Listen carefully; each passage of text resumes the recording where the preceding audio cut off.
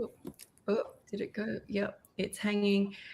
Hey guys, welcome to the USA bundle party. This is part of the Ultimate Raw Vegan Bundle. We are all part of it. We've made some recipes today to share with you guys. And just a note, the bundle is only on until the 11th of May. It's got $1,500 worth of content for just $50. So we've put links below. Go support the creator you want to support and have a look. So hey guys, girls. Hello. To be back. Hi. Yes, we're all back again. Well, some of us were live yesterday. So I was just saying we've all bought different foods. And what we're going to do is just come up, each of us, and talk about the food that we bought, where it came from in the bundle, and show it off a bit. So Yin's going to go first. Yep. Hi. Hey. Hi, everyone. I'm in Malaysia. I just woke up. It's like 7 in the morning. And so I made this. Oh, I'm missing this. Hang on 1 second. This is the banana bread. Oh my gosh. Yum. Yeah. So the one in Christina Solberg's ebook. Yeah, I made 2 mini loaves. So I finished 1 loaf yesterday. It was so good. I had it with us, and then I had to save one today to show it to you guys. So I'll cut it up later and make it. I also wanted to show some of the other things that I've made as well previously. Also Christina's recipe. There's like the raw vegan crackers. Yeah. Oh, it's kind of dark here. Should have turned on the other light. But yeah. Hold on, let me try and see if I turn on the other light. Will that work? I guess it's not bright yet. It's only 7 in the morning. That's why. That's all right. That looks amazing. What's her book called again, Lissa? Christina's book? Is this Christina that made the... Oh, enzyme. Oh, okay. This is not good either. Now I look like I have a lightsaber down my face. That's all right. Yeah, shining bright there. Enzyme-rich living breads, right? Yes. Yeah. So I made those 2 recipes from her book, ebook. And since Lissa is here, is Lissa here? I sure am. I wanted to show the Renchi beets. I have 2 jars of this, but yeah. So the Renchi beets are in Pause Please. And I have been eating this with my salads every single day. Yeah. Oh, that makes me so happy. I have 1.5 gallons of those ready to go. Oh no, it spilled. It spilled on my laptop. Oh, you're going to have, this has marked your laptop for life now. And then these were my recipes. These are my Easy Bliss balls. You can check it out on I did a live on how to make it on together with Lissa as well. So just 4 ingredients: freshly grated coconut, dates, cacao powder, and miso paste. And Az really likes this as well. And the last one, I also have a recipe in Comfort Foods, the group collaboration ebook. I saved this too for the party, but Az wanted to eat it, and I'm like, no, I need to show it on the party first. my mini chocolate chip cookies. So after this, he can eat them. Yeah, and if any of you know Watermelon and Lime, she made the recipes. She made the chocolate chip cookies, and she posted it on Instagram. So I'm so happy to see her make it as well. So yeah. So that one there, the chocolate chip cookies are in the Comfort ebook, which is only available with the bundle. And once the bundle ends, you can never get that recipe ebook ever again.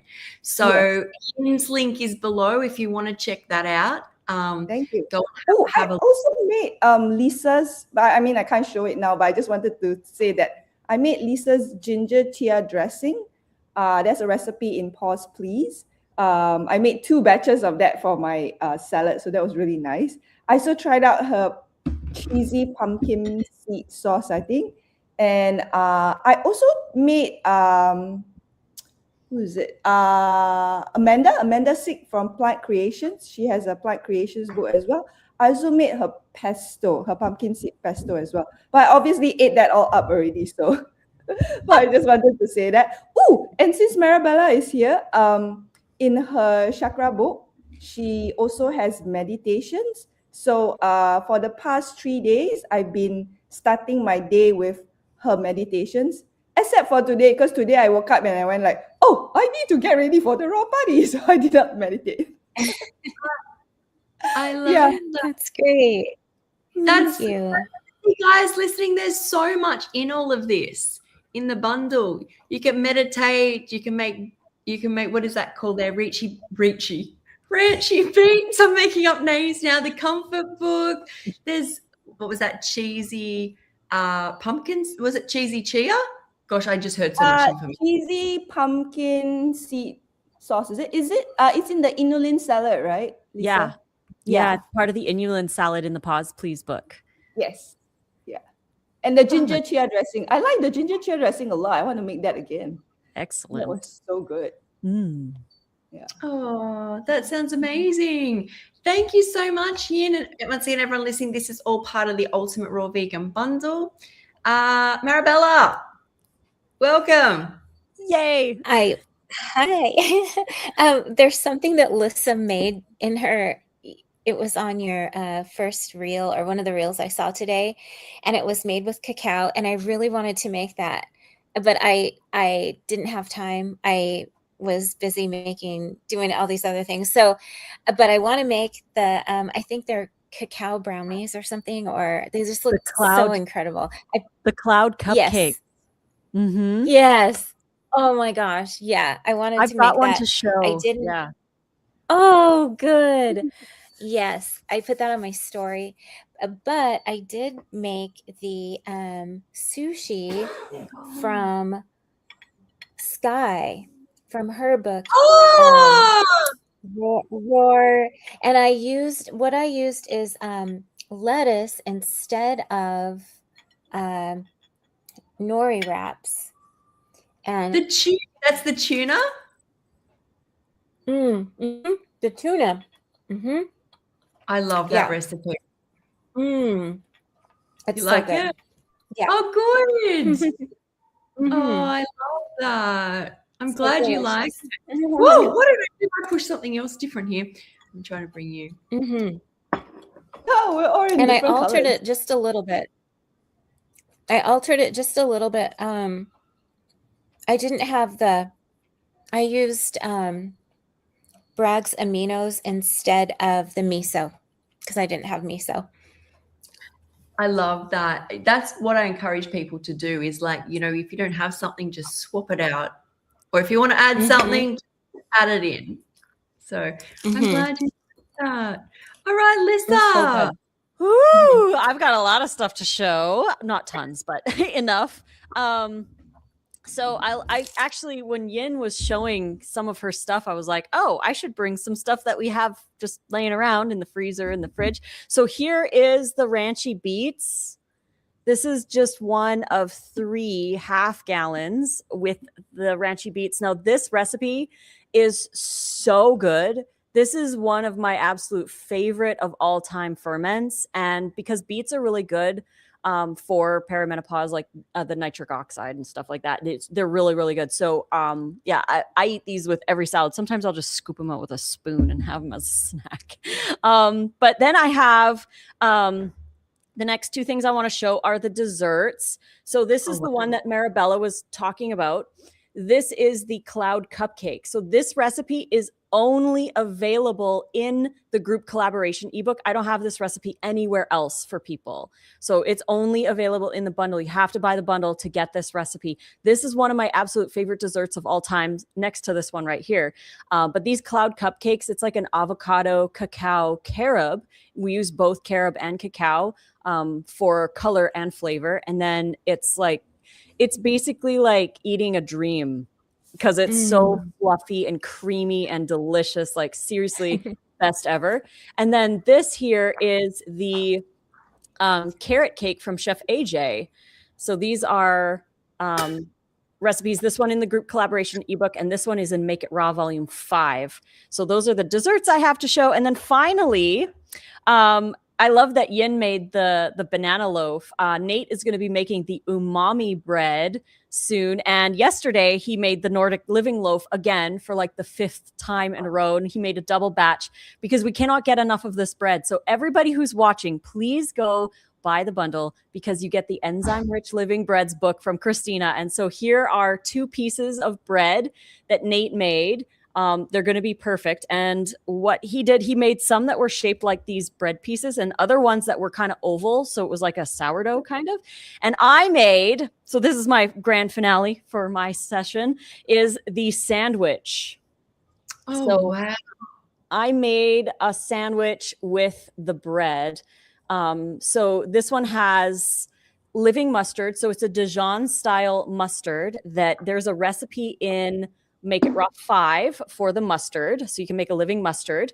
There's lettuce, there's fermented cucumber or pickles, there's tomato, onion, and avocado and sprouts in this sandwich. So that looks insane, Lissa. Like the actual word is insane.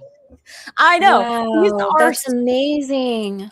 These are next level delicious. Like I can't get over how amazing this is. And like I said, we've made this recipe already 5 times and 3 of those times was a double batch. We've been seriously eating this like crazy because they're so good. I'm going to take a bite of one of them here.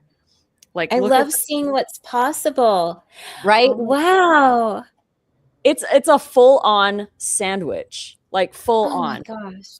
I got to take a bite here. You do. Mm. You take your bite there. That looks so delicious. There as well as it. Wow. I'll let her chew. It is so good. It is so good. Okay, I'm going to put it down now. It's worth it. Did you use a probiotics for the starter? I did.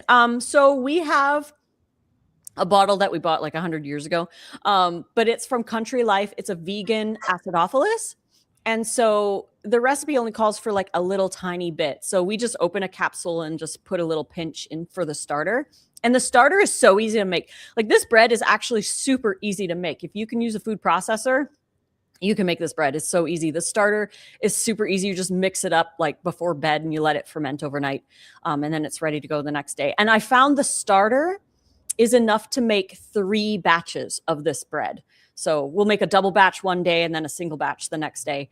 And we have enough starter for that, but it's so easy. It's so good. It's so light. Like it's a really light bread.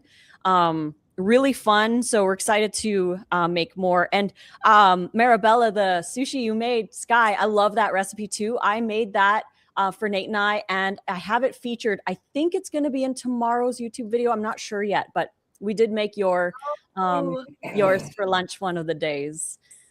Yay. So that recipe, the base of it has literally saved me many times. So I like after Lady Gaga concert. So I went to the concert and they're eating like all sorts of things like McDonald's. And they get there, we're at a restaurant, then they're eating ice creams and I'm around people drinking. I go home at 2 a.m. and I get really overstimulated and I'm better to face eating than go and get starving and then tomorrow morning or even get McDonald's, right? So I find getting all those flavors in a blender and mashing them up gives me like enough, and it's quick too because you just mash them all in. So I'm so happy you liked it, and you as well, Marabella. So good. Very There's satisfying. so many good, so many good recipes in this bundle. Everybody's got to get it because oh my gosh, next level.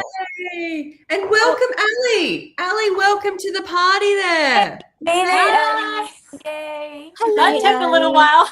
Hi. Finally made it. You did. Now, did you want to show your recipe or are you still making the recipe? So I've been obsessed with the noodles and the spinach sauce from the collaboration book, and this is, I believe, Wendy's recipe. So I'm really happy that there was a noodle dish because I've been obsessed with that. But I also made, which I have actually ready, is my bonus juice shot recipe, which has turmeric, ginger, pineapple, apple, black pepper, and you can put any kind of spicy pepper you want in there, jalapeno or dried cayenne, or if you have any fresh hot peppers. Really depends on like how spicy you can handle it. Right now, spice is giving me heartburn, so I didn't put that in there, but the pepper helps the turmeric be absorbed Yeah. better. So I got that in here. And then to keep it kind of with like the smoothies, I just blended it with some water and then strained it out to be here. But you can totally juice it and not have it watered down. I put the minimal amount in there so that way it could blend and strain really good. But yeah, I take these. It's highly anti-inflammatory. It's really good for when you're not feeling well or you're around other people that aren't feeling so good and they're under the weather. So I recommend this to so many people. It's also helped me if I've ever had like headaches or aches and pains. I'll add in extra hot peppers when I'm obviously not pregnant and getting heartburn. So it's super helpful. It's like nature's Advil. I don't like to take any of that kind of stuff at all. So I do this. It's all raw and delicious. And yeah, so I'll be making my cucumber noodle dish with the dressings already made and sipping on this. Oh, lovely. And we're so happy you joined us, Ali. Me too. I'm glad. The Thank Spanish sauce sounds very interesting. I'm gonna take a look at that. Wendy's, yeah? Mm-hmm. Great. I did want to say when you talking about how you use like the turmeric shot as nature's Advil, I very strongly, when I got off a lot of pain medication and drinking, and where I came from was very heavy pharmaceutically, is I used a lot of turmeric, ginger, garlic, chili to help me cope. I don't know what it is. I do know things like I have trigeminal nerve pain. I know the chili, the capsaicin in that can help with the trigeminal nerve. I had a lot of inflammation, but all of like putting things like that in my salads, or I wasn't juicing at the time, but in my salad dressings, or even in the bowl that I had, I remember helping me with pain, the pain responses in my body so much. And I had, being so sick as I had been, some people were just not aware, but also the cleaner I ate, the better effects I get from turmeric, ginger, chili, onion, all of these things. They're really amazing. So I was going to put garlic in mine too, because garlic's not as intense. And but I've been adding extra garlic and onion powder to my salads. So I had forgotten. I was making it real quick before coming on here. But yeah, really helpful. Yay. And that shot is in your book?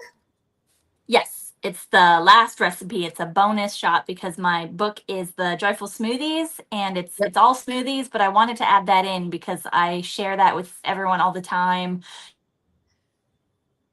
Oh, I think Ali's frozen there. But yes, guys, go check out the bundle. The links are below. I will try and add Ali's link as well to that. But lots of goodness there. So hopefully she'll pop back in a second. Kiko. Oh, there you are. Okay. Was that just me that crashed Oh, out? yeah, you. Okay. I was. Yes. So yeah, you can use it dried as well. I find pineapple is hard to get fresh and good all year round. So that one's one of the ones that you can substitute with probably more apple or anything else juicier. If you have like a juicer and you want to do it all fresh, that works too. Thank you. And if you would just in the private chat, drop your code and I will add it to the videos. Okay. I'll have to figure that out. Okay, Kiko, you're up. Okay, hi everyone. I'm happy to be back. Okay, so first I made this minty green powerhouse smoothie by Jennifer. Okay, so that's what I'm sipping. It's so good. I have so much mint in my garden, so I picked up a lot, but you need a lot of mint. I was quite surprised how much mint got in, but it's very nice, very summery like smoothies, and I've been enjoying smoothies recipe because I thought that I had enough smoothie recipe, but I'm, she added few ingredients that I would have never added. So that was nice. I also enjoyed making, today I didn't do it, but Bella's smoothie recipes are really hydrating and I really like that. And then I was in the process of making that the cloud avocado cupcake that everyone's talking about, Lissa's recipe. And that used a lot of avocado. I actually didn't have enough avocado. So I'm in the making of that. And then this is the snickerdoodles by Nate. And also what I did was Amanda's carrot cake. For some reason, maybe I made a mistake with the um, measuring of dates. It turned out very too sweet to eat. So I made I just sandwich with snickerdoodle, and I made another batch with yesterday because I had more carrot cake. So this is really good. For some reason, it turned out really, really delicious with two combination. And then I made also Lissa's overnight oats. Yes. They look good. Yes. And my husband just tasted it and he really liked it. I haven't tasted it yet because I don't usually eat. Uh, yeah, I like eating smoothie in the morning, so that would be my dessert. And then this is honey Dijon mustard. This is so easy. You don't even need any. You just have to mix it. You don't need any tools. So it's very powerful. The taste is very powerful. So I've been enjoying adding little by little in my salad as a dressing. So thanks, Lisa. Oh, I'm so glad that you made so many. I love it. And yeah, that mustard is powerful. It's interesting. Like store-bought mustards are really like they're mild compared to when you make an actual real raw mustard yourself. They're so much more powerful. I actually didn't have time, so I just used the mustard that I bought. So yeah, but I can't wait to try your version of mustard. And yeah, there's one ingredient that I'm not gonna share here. That your version of mustard, that's the ingredients that I don't have in Japan yet. So yeah, that's very interesting. I love this bundle because I love creating my own recipe, but there's so many, even just like simple smoothies, there are always like ingredients that I would have never thought about adding. So that's what I love. Oh, I love that I've tried the honey mustard by Lissa. That was amazing. I made my wrap, put my steak in it, and drizzled honey mustard sauce all over it. And I was like, oh my God, this is so good. Yeah, that mustard, that's the honey mustard. That one is so good. And sometimes like when Nate and I make we make the chick nuggets. So the chick nuggets recipe is in Make It Raw 5. And then we will make the barbecue sauce and the honey mustard. And we make a double batch of the chick nuggets because they're just so good. It's hard to not make a double batch. And the second half, like the second batch, we just leave it in the dehydrator with the dehydrator off. And then the next day we have leftovers and they're almost better the next day. And what we do is we have the sauces left over. That honey mustard sauce is almost better the next day. We just leave it in the dehydrator to sit overnight, but it's almost like it condenses and it gets a little bit more thick. It's so good. It is so good. I'm glad you enjoyed it. Yeah, it's great for dipping as well. So yeah, and it lasts for a long time. It's very, very powerful. I have one question for you, Lissa. Yeah. So I'm gonna be making the cloud avo cupcake, and the dates were dates that I have now are very hard. So I had to soak it. I just soak it in water overnight, and for the crust, Do you think it will be okay mixing the like Yeah, they might be a little bit too soft, but what I would do is I would strain off the water and then maybe use like a paper towel or something to try and squeeze out as much of the water as you can. Just because it might be like the crust, it will still work. It'll just be the crust might be a little bit more liquidy than normal. You could compensate by maybe adding a couple dry dates to the mix, or you could add a little bit more nuts. You might get a little more batter, but to like compensate for the moisture. But try it out first. Blend it up as it is. After you squeeze out as much water as you possibly can, and then see how that goes. It should be fine though.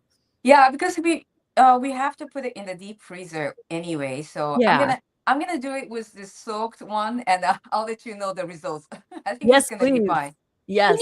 Can you dehydrate if they're too soggy? Can you dehydrate the dates just to It's take some? okay. I don't want one more extra.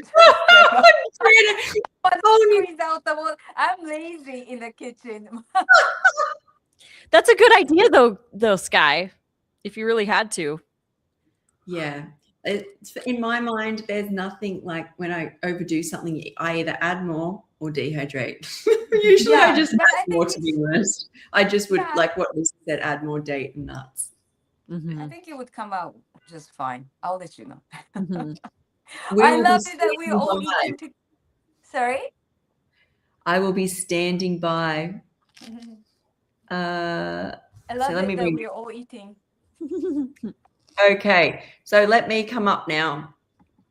Yay. So I was craving, I don't have these as much as I used to anymore. I was craving a pasta dish, and I was really drawn into Dorit's book, which is, I think it's, what is it? Some sassy, scrumptious seasonal salads, sauces and dressings. Now say that when you first wake up in the morning. So this is the decadent pasta sauce. Can you guys see that? Who was it? Sorry? It's the decadent pasta sauce from Dorit in her scrumptious. Nice. Yes. That looks delicious. Yeah, so she has it's called some sassy, scrumptious seasonal salads, sauces and dressings. I love her title.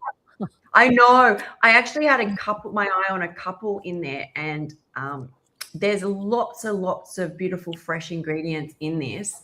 And yeah, let me see if I can even I don't know, my camera's there. My camera kind of comes down. Is that better? Can you see that? Mm-hmm. So it's Beautiful. That's beautiful.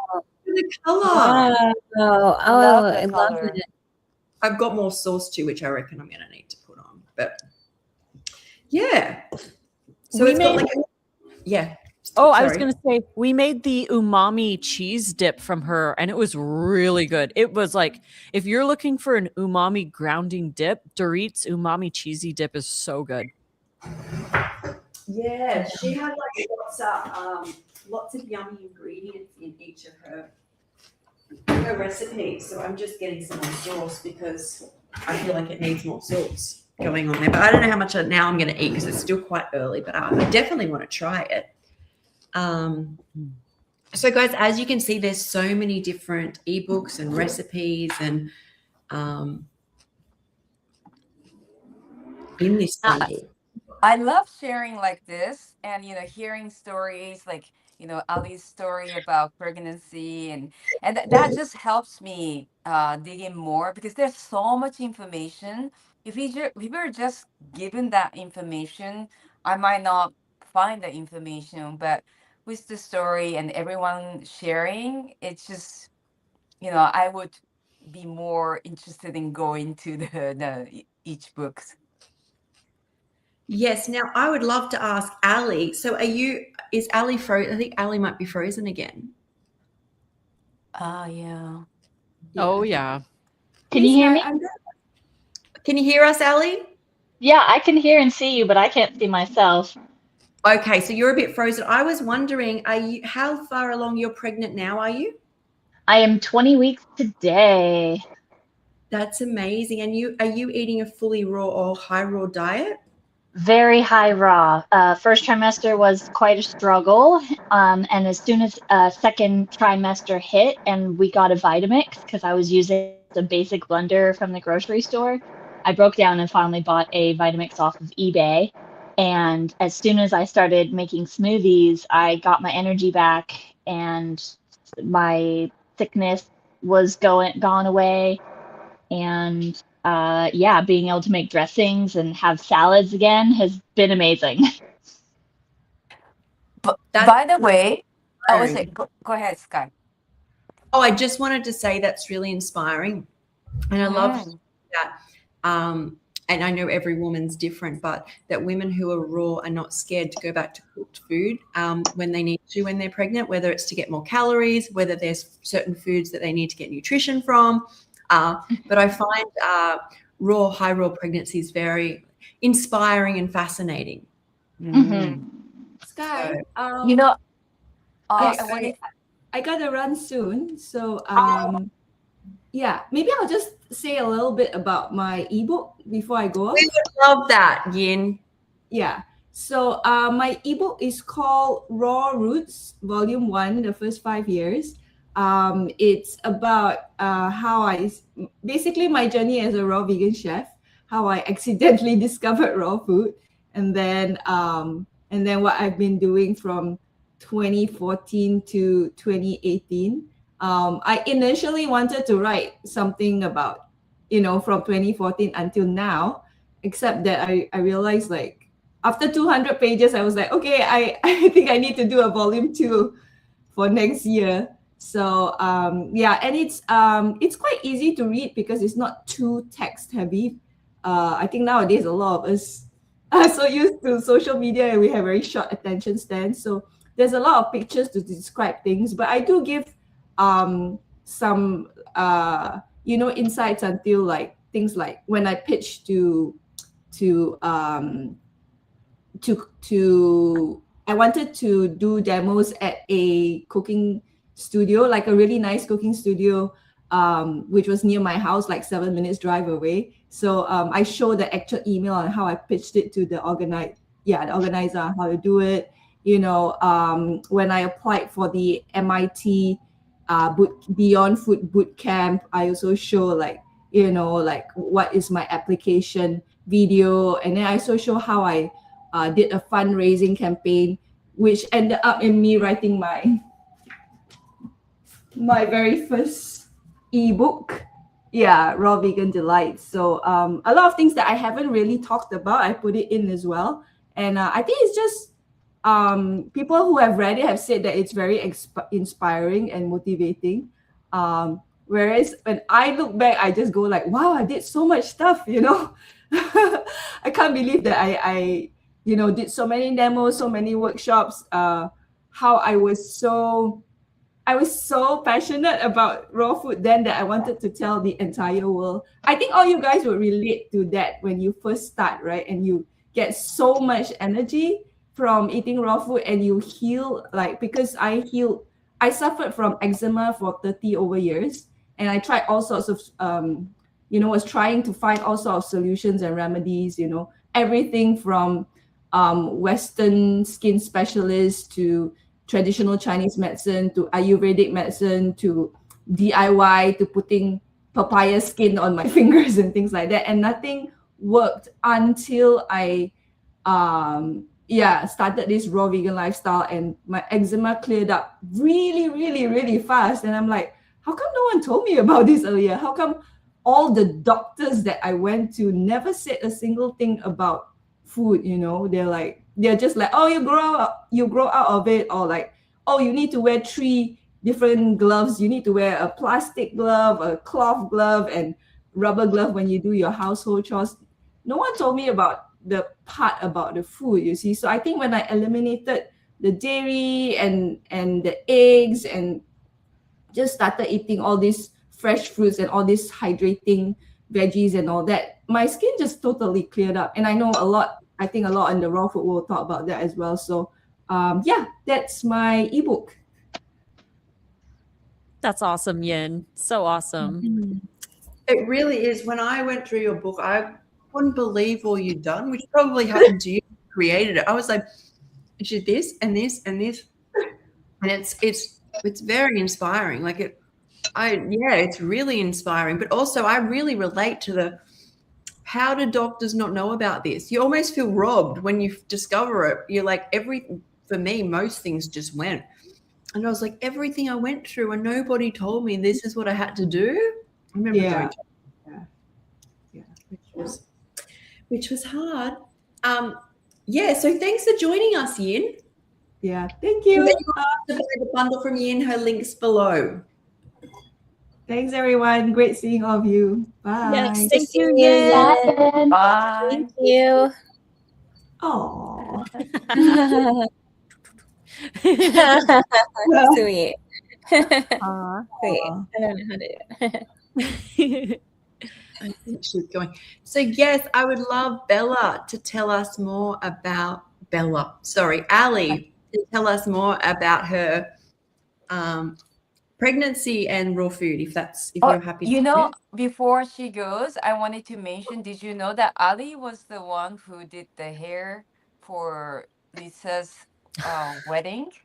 No, I didn't know that. Yeah, Wow. so The hairstylist. Yeah. yeah, Allie did my hair for my wedding at Woodstock Fruit Festival. Wow. Oh my God, I actually can picture that right now. It was really pretty. Yeah, she's so amazing, and Nate and I were so appreciative, and it was just so fun to hang out with her at Woodstock. And yeah, it's just thank you, Allie. Thank you. It was such an honor to be able to do that for you. When you asked me, I was like, "You want me to do your hair for your wedding? What?" I like cried tears. I was like, "I'm getting there. I am making it." And I figured it out, and it was great to be able to hang out with you guys afterwards too. It was amazing to be able to see a little bit longer and spend some time with a smaller group of us. And yeah, I never forget about that time. That was such an amazing time. And then I think, it was the road tripping there and road tripping back, like multiple different areas, was so much fun. Aw. But oh my gosh, what a beautiful story. How did you guys know each other? How did you know each other? Well, we're both Canadian, and I don't know exactly how we met, but it would have been the internet.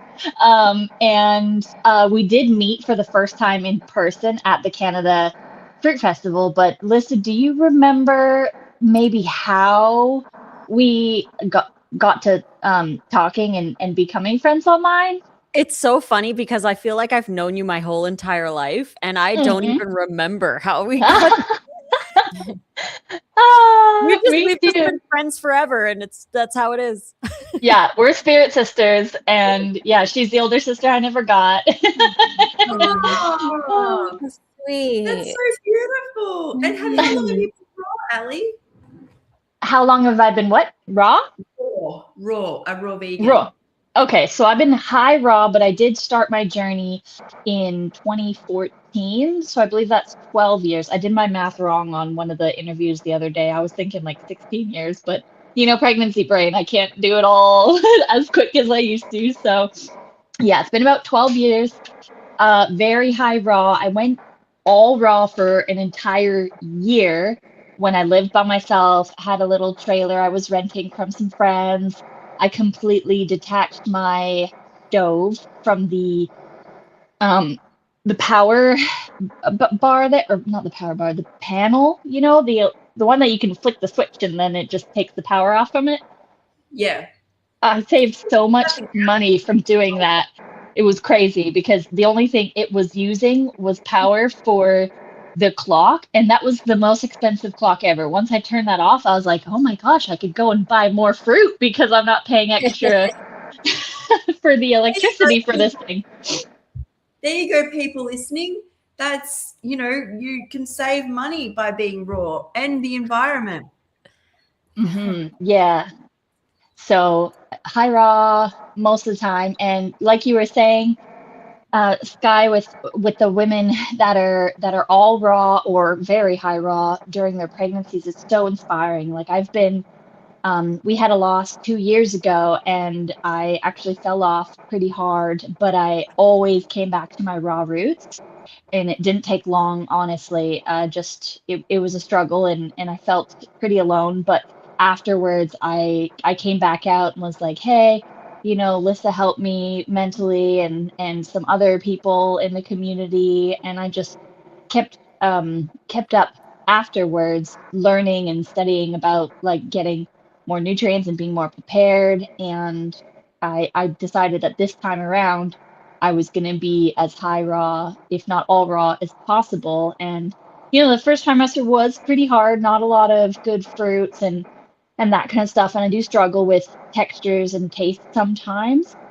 But I surrendered to allowing my body to fast sometimes, because we got this really amazing water machine which hydrates us at a deeper cellular level, just like the raw living foods does. And then if my body craved noodles and I didn't have zucchinis or cucumbers to spiralize, and my blender is not good enough at the time to make a sauce, then I had that, but it's all whole foods, plant-based. And yeah, I'm really excited for nice cream for the summertime, and the local melons, and then all the other local produce, and we're going to try and grow a lot too. So I'm really excited to get more energy and to be way more hydrated this time around.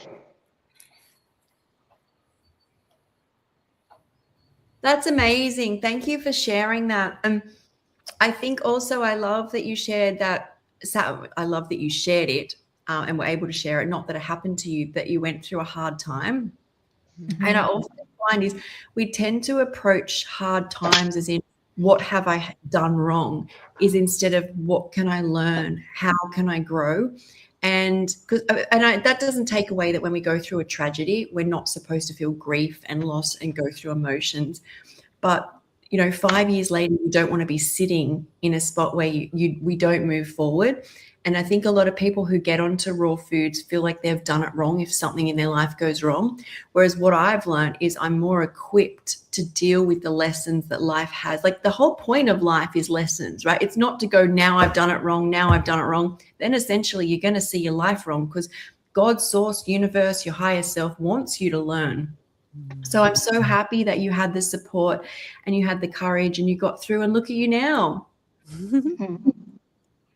Yes, definitely. And I didn't beat myself up about it. I just knew that it was part of my journey, and I didn't share any of it because I wasn't very comfortable at the time. I was having a really hard time, and I just didn't want any judgment or opinions. And I'm still very shy about sharing it right now, honestly, because we're going to be going about it a lot differently than the traditional way. So I only share it with people I'm very comfortable with. I know that trust us and our bodies and God and all of that. And yeah, so I don't share too much about it, but I do share the power of raw living foods and hydration and all of that goodness. So yeah, I was just like uncomfortable what I was going through. And then afterwards, once I felt, I was back on track, then I was able to really share again. Well, thank you for sharing today. I'm sure you've helped many people who get to hear this. And yeah, thank you. Does anyone have anything they want to say, Ali? I'm just so grateful, Ali, that you were able to make something for this bundle and that you put all your energy into it. And it's a beautiful thing. And thank you so much for joining. I'm like chewing on my carrot cake, but oh, it sounds so good. Ali. I can't wait to make that. Oh my gosh. Yeah. It sounds so Everybody good. wants to make it. It's Chef AJ. So Chef AJ, because Chef AJ knows we're raw and we're really good friends. Nate and I go over to her house when we can get to California. We'll go over to her house and we'll stay with her. We'll do like escape rooms, and I do improv classes with her. And she's just such a sweet woman. I love her so much. And anytime we hang out with her, because she's not raw, obviously, she will always say like like, what can I bring that's raw? And she'll always try to think of things that she can bring. So one time when we did I believe it was when we went to the Camp Wiser, it was the cancer camp that we went to in California, where she was allowed to bring, I think it was 4 family members or friends to support her. Like, she got this cancer camp for fun, for free. And it was like, they did like face painting and massages, and they had food there. And all kinds of stuff, speakers and fun games for the kids. Like, it was meant to be like a camp, like a kids camp, basically, but for adults with cancer, because kids with cancer usually get like a whole bunch of like cool things that they can do, but adults usually don't have very much. So Camp Wiser is this camp. It's called the Me One Foundation, and they will sponsor usually around 30 to 50 different people with cancer. And then those people are allowed to bring up to 5 family members. And so Chef AJ asked Nate and I if we would be family members for her, support there. So we were so honored that she asked us to go with her, and we had such a blast. But that's where we had the carrot cake for the first time, because she wanted to make everybody stuff. She made us raw granola. Like, she went out of her way to make raw stuff for us, and she made this carrot cake, and we were just like mind blown with how awesome it was. So I was like, hey, you want to add that to the Make It Raw 5 for the raw bundle? And she came through and gave it to us to share with everybody. So yeah, you guys got to buy the bundle so you can make her carrot cake, especially for Mother's Day. I mean, even if you just make it for yourself, right? Yes, I'm so excited because that's my mother-in-law's favorite cake is carrot cake. And I've made it for my birthday before with my friends that we used to do like monthly raw parties. I miss doing that. I used to do that before, and it was so much fun. I would get everybody to bring ingredients, and if there was anything I had to prep ahead of time, like marinated mushrooms, they love the marinated mushrooms, especially the enoki ones. So that was really fun, making raw rolls and like making raw cakes and all these fun stuff. But yeah, I wanted to thank Lissa so much, because if it wasn't for her, I probably wouldn't be in the bundle. And I've been doing this. I'm giving you a heart too. I'm trying to figure out this camera, and it's not working. So I'm still here. But yeah, and I don't remember when I started, if it was at the end of my first trimester or at the beginning of my second trimester. But yeah, my brain has been not fully there, and trying to do everything all on my phone has been a challenge, but it's been fun, and we got it finished, and we got it together in time, and I just feel so honored and thankful and grateful to be here with all of you and to be in this bundle, and I can't wait to make more recipes for the future. Yay! Love it. Love you. Love you. Oh, that's so beautiful. Raw foods is beautiful, and I'm so glad it's led you to this pregnancy and to make the ebook, and it's led that story about Chef AJ. You're right, is people who are at any age that aren't children don't get camps like that. So what was the foundation called again? Sorry, I know you got a mouthful there. That's okay. It's called the Me One Foundation. And the reason they call it Me One is because the premise is, when you're keeping score and you're like, so-and-so 1, so-and-so 0 or whatever, it's like cancer 0, me 1. So that's how they came up with that one. And they've been doing it for, I don't even know, like 20 years or something like that. And every year they sponsor people to come and do this cancer camp, and it's really cool. Like, when they take us on hikes, it's all volunteer based, 100% volunteer based. So you can volunteer and go. I think Chef AJ is going to volunteer there this year. And even our improv teacher volunteered to do improv classes at the camp, and that was really fun. It was just for a weekend, but for a lot of people that was like such a relief, and also to connect with other people as well. But the one thing that was really sad about being there was, especially our group, because there was a couple other vegans who were there, and they brought a lot of their own food as well. But it was just really sad to see how disconnected the average person is who has cancer, who is at these events. And like, so what they did was, the night before, or on the first night, there was like this big kind of like a ceremony where every person came up and told their story, and then their family came up with them, and then they wrote these things in the scroll and they threw it in the fire to burn it. You know, it was really ceremonial. But after that, they had an ice cream party, and it was just dairy ice cream. And the majority of people who were there at the time that we went, most of them had breast cancer. And as we know, dairy is really highly linked with breast cancer. And it was just, you know, it's kind of disconnecting to think, like, it's really sad to see that dairy is being promoted at a cancer camp, but, you know, these people don't really know, or they don't want to, or they're just there for having fun. But at the same time, it's like, you know, it was an interesting experience for sure. Lissa made a video of I that. Yeah, and that was beautiful. And I mean, people are so amazing, and it's for like caretaker for the cancer. You know, that helps as well to get out and connect. You do always such a great job. Beautiful video. You know, you make a beautiful video, Lissa, and I highly recommend anyone watching her. I will I put think the I saw it. Yeah, link I in think the I saw it as well. I sometimes get sent Lissa's videos, and I'm like, oh, Lissa. And I think I remember seeing, because you and I remember going, that's so cute. You and Chef AJ were in a bed chatting away, and I was like, oh, they just see. I didn't realize though that it was that was the camp. Yeah, so I dropped in the chat the cancer camp video, so you can share that as well. And then we also went to Rancho La Puerta with Chef AJ in March, and that is where we got our cat. So I have that video here too. I'll put it in the chat so you guys can watch that as well. But that's how we got our cat, was at Rancho La Puerta in Mexico. Chef AJ would always go to Rancho and do like vegan cooking classes. And so she asked Nate and I to go and be her sous chefs. And that was so much fun. We had a blast helping her out in the kitchen for like 3 of the days. And while we were there, we fell in love with one of the cats it's just a stray cat that lives on the farm. And she was all into us, and she totally adopted us. So Chef AJ's like, you should bring her home.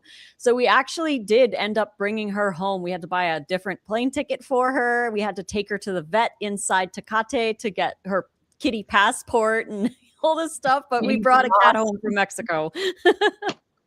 Oh, I love that.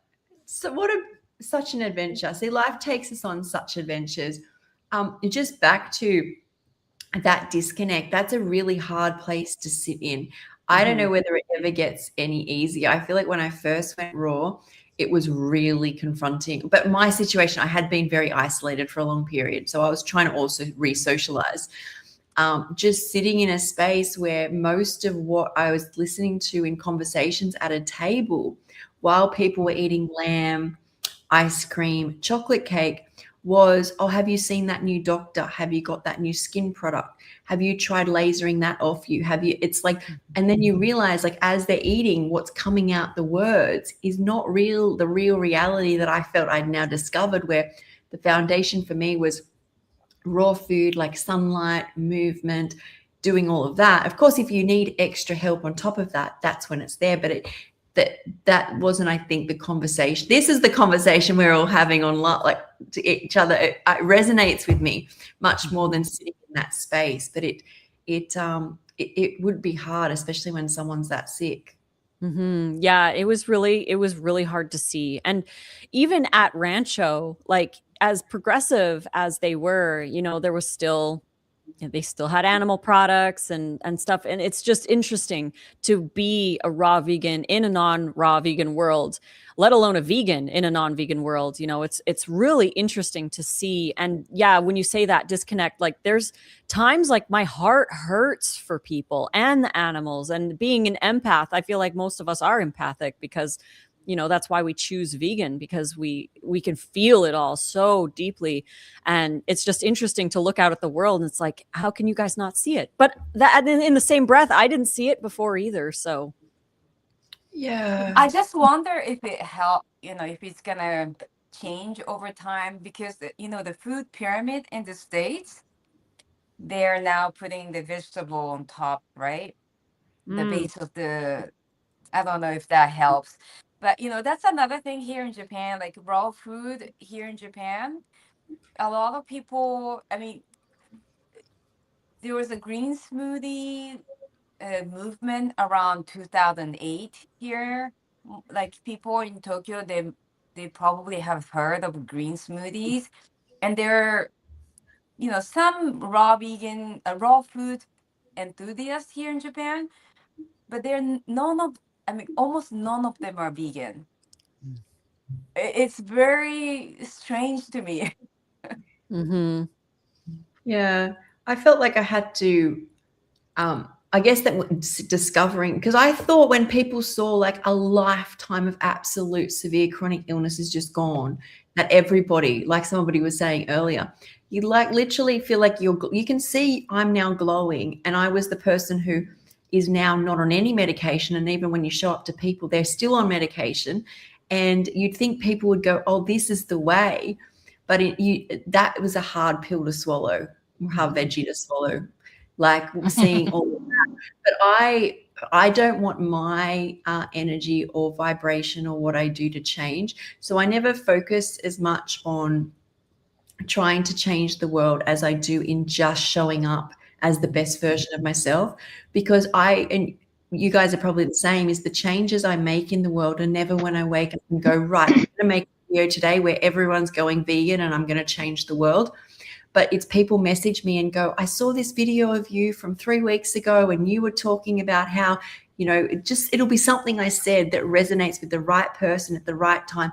And when I get those messages, no money in the world could replace that feeling that you can make a change at someone's soul level. And it's, as I said, it's never when I don't make those type of videos anyway. So I've learned for me and for this world, and even to stay at the vibe I need to vibe at. If I think about the whole world, my soul can crush very quickly. So I try just work on myself, like that self-love. And then when my self-love overflows, the cup overflows, then everybody else gets some of that love. And then sometimes if I get a bit drained, I have to pull back, because I can't, if I give from an empty cup, everyone's just getting emptiness. And I want like the vibes to come out. Mm-hmm. So that's how I approach it, because it is. And just being with Tony in Phuket, it was hard when you're in it. I get why she can get triggered more than most, because she sees it every single day. She's saving dogs.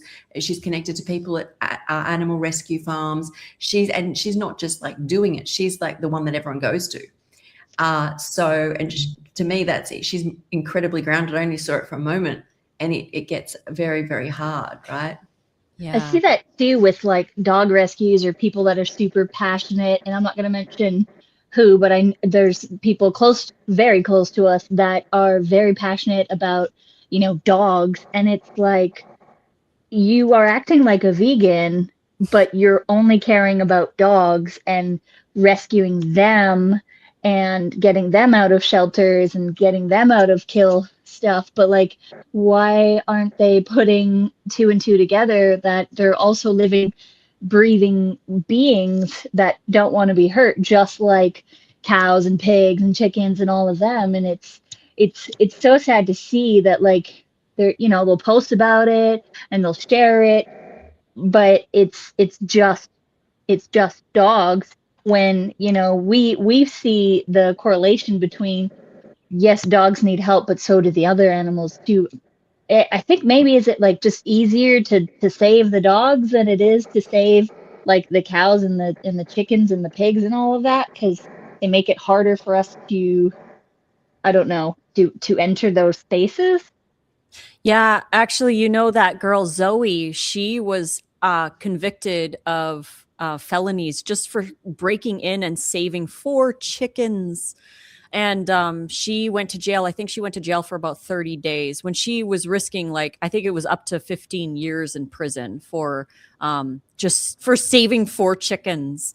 And Wow. so they make it really hard for anyone to really actually do any good when it comes to like the big factory farms and stuff. And when we were in Edmonton, there was the farm sanctuary, and they would find, like, there was like a goat farm or something, and there was like this little goat that was just thrown on the side of the road because they weren't viable or profitable or anything. So like they found it, and it was at the farm, but it's so hard to get in there to help the animals that are actually in there. And then there's those movies like Pignorant that Joey Carbstrong did. That one was like really hard to watch, but he got right in there. So yeah, it's hard. Yeah, especially when like that one's really hard, but there's posts about saving the dogs from these places that are like, I don't know, it's so hard. And you're right, Sky, it's hard to think about it all the time because your heart just hurts and you question why, and you go back to that first year of going vegan, and it's just like, why don't people put it together? And yeah. It's a I feel like go Kiko. Oh yeah. No, I just, I've been vegan for such a long period of time, and I've learned that, I have been an activist as well. And what I noticed is that when we show what's going on behind the, avatar, like, what is that, with the anonymous, right? You put the mask and you show the earthlings, and what I've learned, I mean, those are very important activities, and some people need to see that. But I feel like those reach out to vegans than non-vegans. Non-vegans just doesn't want to see. And I feel like when they see that image, they associate with vegans. So we become the violent one. You know what I mean? So now instead of going to the activist work, volunteer, I just show the example that I'm always, people know me that I'm happy, I'm energetic, I'm doing so many things, I'm always happy. And they would then more curious to try, like, what is she doing? And they would eat, they might not become vegan, but they would be more interested, and they would definitely eat more fruits and vegetables around me. Well said. Very well said. I always think about when I studied psychology, how much a brain can tolerate is really how our psyche works, and what we're actually asking someone to confront is the fact that for 40, 50, 60, the longer you go, the longer it is. If you see one animal die in one of those videos and you try and comprehend that you've killed multiple every day for 40 years, the human brain cuts out. It's designed, or it's been programmed, or we've grown up to distract. It cannot comprehend. So it usually, and then sometimes if you come from anger, I find a lot of people don't stay in veganism because they take on the anger, and anger is pain. Pain to the brain means we have to get out of that situation. The subconscious's job is to stop it. So it's one of those things where all round is love, happiness, joy that comes from the lifestyle being shared. I feel it's right on my path to share with the world, and hope I create change. Yeah, cognitive dissonance. Well said. So, by the way, I'm sorry. I'm making the. Okay, let's bring you up, Kiko. The cloud cupcake, and don't. I want to see everyone. You would not be proud because you're hiding it. Yeah, I mean, Lissa, it's very it tastes very good. This is the base, and you would not be proud, but it's very it's like a cream, but it tastes so good. Oh, don't put me. I'm not proud of myself. It's easier to see. No. I know, but how many cupcakes? Because my cupcakes, maybe it's much smaller than yours. How many of them can you make with this recipe? Oh, it's around the same. Yeah, we have the same. So it should make about 12 or 13. It depends on how much crust you put in each one. So what we do is usually we'll do 12 because there's two of us, so we don't like to have an extra one laying around. But we'll do 12, and then we'll just using our eyes, just portion out 12 of the batter. So whatever ends up being in there is what's in there. And then you just press it up the sides and it's going to be really soft. Like this crust is really soft because it's mostly dates. So that's why we want to put them in the freezer. So once you make the crust, like make a really nice little nest for the cream. And then once you put all the cream in, then put those in the freezer. After about an hour or two, usually about 2 hours, you can actually pop them out. I can't pop it out of this one because it's already thawed. So, but when they're frozen, you can actually pop them out super easy. So what we do is after about 2 hours, we pop all the silicone off all of them. So we don't have to deal with that later. And then we just wash all the silicones. And then we put them back in the freezer after we've taken them out of the silicone. And then anytime we want a cloud cupcake, we just take it out of the freezer and it takes about, I don't know, maybe an hour to thaw on the counter. And then they're good to go. They're so good. So you put it in the deep freezer twice? Yes. So the first time you put it in, you wait until it's frozen enough to take the silicones off. And then once you've taken all the silicones off, then you just put it back in the freezer until you're ready to eat them. They are so good. Just the base is so good. I mean, it's mine is not the consistency it's supposed to be. Next time I'll make sure I do it in the right way. But oh my God, this is so good. There's one ingredient I would have never thought about putting, and then that you would have to find out from the bundle. It's so good. I can taste it. Wow. I find that dates when they're frozen have this gummy like consistency. Like back in Canada, there's these candies called wine gums, Yes. and they have that same kind of consistency. Same with the banana cinnamon rolls. When you make those and you dehydrate them a little bit longer so they're not still super moist, and you put those in the freezer after, they have that wine gum candy consistency, and I just love that. So yeah, dates and bananas, like a little bit dehydrated and added to the freezer, has that fun consistency texture to them.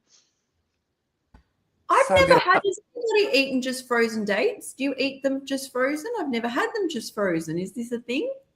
Yeah, I've heard some people, I've read on some pages on Facebook or some groups that people do that. It's a different consistency.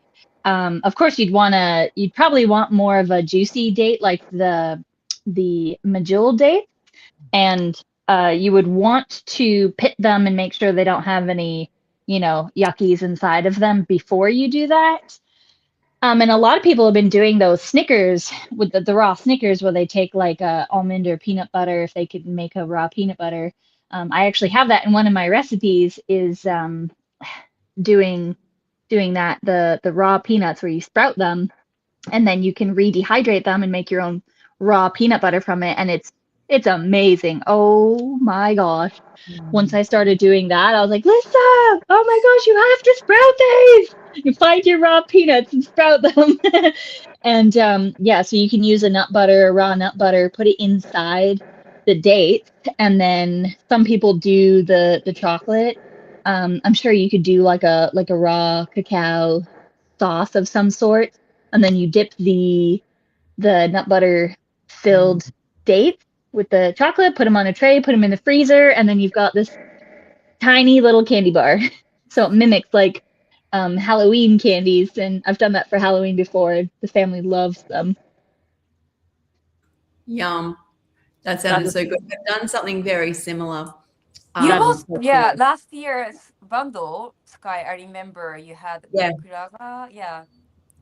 I don't know whether I called it that, but I always call things after what's going viral, and people were laying out on a tray fruit like berries or grapes, and I chose to do raspberries, and then they would cover it in chocolate and freeze it. But because it's raw, what I did, this was in the group collab book. See, this is why you got to get the collab book, so you get cloud cupcakes, otherwise they're gone.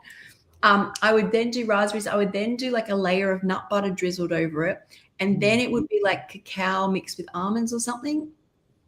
And then, no, maybe it was just cacao mixed with almonds. I can't remember now. See, it's gone.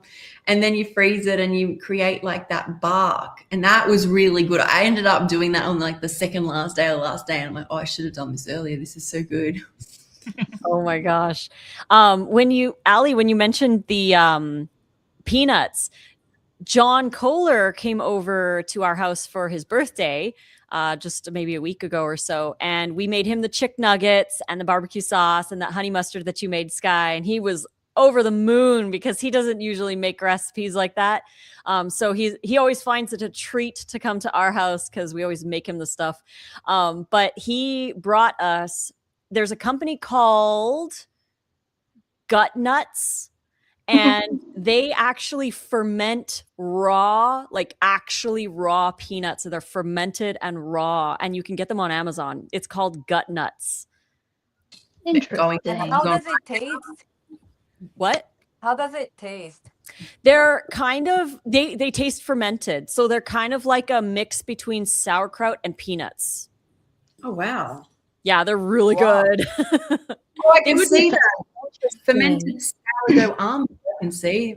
Yeah, they have other fermented nuts as well, but he brought us the peanuts and he was like, you guys got to try this. And I was like, these would be perfect in a dressing where you want like a Thai dressing because it's got that umami fermented with the, Kiko put them in the Philosopher Foods. Yeah, that's the company. They make gut nuts. I actually did that, the Thai dressing. Traditionally, Thais don't use peanuts for a sauce, I found out. They just put the peanuts on top. So it's been, I don't know if it's Americanized or whatever. It's just, as it's been away, people have been adding the peanuts to it to make it more creamy. But I made, I guess you would call it a pad Thai sauce with the sprouted peanut butter that I made because I had so much of it. And I'm not a huge fan of the taste of peanuts and having them, but that is one of the ways that I'll do it. Put in some apple cider vinegar, lemon juice, maybe some rice wine vinegar, garlic powder, onion powder, nutritional yeast, and something salty, whether it's like Celtic sea salt or I use Bragg's liquid aminos, and then just a little bit of water. And yeah, I like to add a bit more vinegar so it's kind of vinegary, and then the garlic and onion powder. Oh, it's so good. I make that when I do make the peanuts because that sauce is amazing for rolls, for salad rolls, and all of that fun stuff. Endless deliciousness. There is.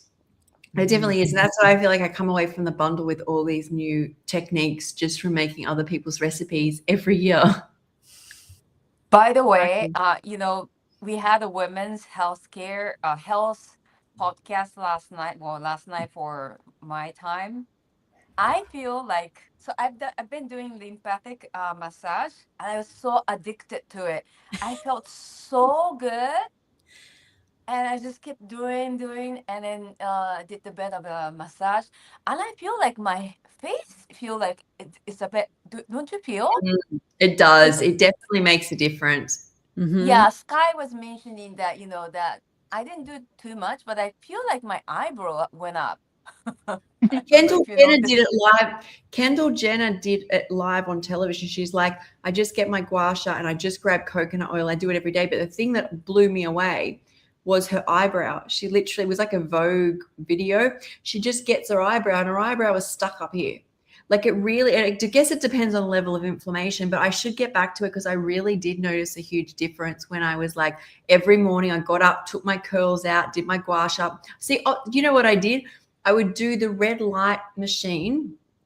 Ali, I think you sent me one as well, didn't you? I did, yeah. It was the same one, and it is the same, about the same price, $60 on Costco, at Costco. I had to check it. I checked it right away, and I added it to one of the comments, but I figured I'd send it to you so you could put it in. I will add it. So again, Tela bulb or something like that. You can get any brand. Like if I just type on Amazon, I think they're kind of no name. I think the one that I got is like, it's on my Amazon storefront, but I often just type it on and look for the cheapest. I think Chris was saying that he used it on his knee where he was injured for his accident, and that's supposed to help. Yeah. Use it anywhere. anywhere you're called to. Actually, I did a video. I remember this now. So my friend Heidi and Kirk, they're like, what are you doing? Like, what is this? Basically, what do you think you're doing? I'm like, watch. And I just started using it, and I got the red light and did all of one side and sent the video, and you could see the difference for sure. Like you really can see the difference. And if you do that every day, it changes the shape of your face. Mm-hmm. We had a thought about the red light therapy and how back in the days when we weren't in, big cities and we lived in, where we had fires and stuff like that. Like it's mimicking having a fire because the colors from the fire are typically red, yellow, and orange. And when you sit by a fire, like Lissa, you know this, you guys go camping lots, you just feel so different. And you could just sit there for hours, like staring at the fire and absorbing this crazy energy from it. But not everybody can have a fire nowadays. So the red light therapy seems to be almost like mimicking that kind of color from nature. That's a cool theory. I like that. There's so much we're disconnected from that I found. Like, so when I go through periods where I need to do healing and I do more greens, I actually get depressed when I don't have color in my bowl. And I think, how on earth did I even survive back in like when I hardly ever? And you wonder why people add a little bit of color to their plate. They might have this like creamy sauce, but they need to put something green on it or beige, and they need to put something red on it. But a huge joy in my life is the more colors in a bowl make me happier. Like a big salad with multiple colors, like the salad that saved my life recipe in my ebook, color brings me a level of joy that I need in my life. So true. Nate posted in my Instagram live, and he said he was just saying it like literally just recently. After the bundle, we need to go out to the desert just to light a fire and sit around. And he did say that. He was like, we don't even have to camp. Like, let's just go out, light a fire, sit around the fire and chill, and like, yeah, that's like so nice to do something like that. And with the color thing, it's really cool because like, when we went to Mexico, Nate and I went to Mexico in 2018 just for, I was photographing a wedding, and we would get these like plates of so colorful food, and everyone around us it was 50 shades of beige. Like they just had plain beige stuff. And people would walk by our table and they would do a double take and they'd be like, where did you get that? And we're like, just at the buffet. Like we didn't go anywhere special for it, but it's just like the choice to put all that color on your plate, and people are attracted to it. But it's like, they have a choice too, and they unfortunately choose the other. But yeah. It's one thing I was going to say about the fire. I remember learning in psychology that women have hundreds of thousands I'm pretty sure, maybe it's tens of thousands more words that they say in a day than men. And when men come home from work, and women are like, they process their day by conversation, like that emotional chatter, like to, bounce off their partner, and their partner may be staring off at a computer screen or staring off at a television screen. And they believe evolutionary. Men used to go hunting during the day, and when they came back, women would usually prepare food or sit, talk, and debrief in the tribe, and men would fire stare. And quite often, if you ask a man what he's watching or what are you doing on your computer after they've finished their day's work, when they want to unwind, they won't actually know, because they're just wanting the flicker that we've evolved to process a day on. So interesting. Yeah. I'm going to be 2 seconds, guys. Ali's going to take over for a minute. The one without the camera. 2 seconds. Yeah. So on what Sky was saying there about, us needing to, like, we like to do our talking and stuff. When my man comes home from work, I try not to blab his face off. I just say, I'm so happy to see you. I'm glad you're home. And, I know he usually has like his routine of getting his boots off. Sometimes he changes and goes to the shower, depending on the kind of day he had. Sometimes he'll be ready to have food right away. So because he still eats mostly cooked, I'll have it just like on a low temperature to keep it warm for him. But yeah, doing these has been super helpful because I'm just like, hey, I got a call. I'll see you in a bit. And he's like super excited that I'm connecting with people, and this is amazing. I loved your guys's video last night. Wish I could have entered it because I was a hairdresser back in Canada before moving to the States, and I would have been able to share a little bit about hair and what I studied compared to like working in the salon with all the chemicals and stuff, and how I just was like really sensitive to it. And I would bring my raw foods, and I started bringing more and more because I'd share it with my coworkers, and they started loving it so much. But the comparison of the chemicals and the shampoos and stuff like that to researching natural ways of growing hair and protecting the hair and all of that, I was like, oh, I really wish I could have shared that last night. But We have yeah, to do this in the I'll have to future. do another We'll one. have to do it again. Yeah, We'll have to do another one because I forgot some things. I forgot some things. I forgot some things too. Oh my God. No way. Yeah, I know. Maybe I'm we can do ridiculous. the second one, maybe, because I know I put a good topic in the chat today, but maybe we push that back and do a follow-up on Yes. on that beauty one, and you can come, Ali, to the podcast.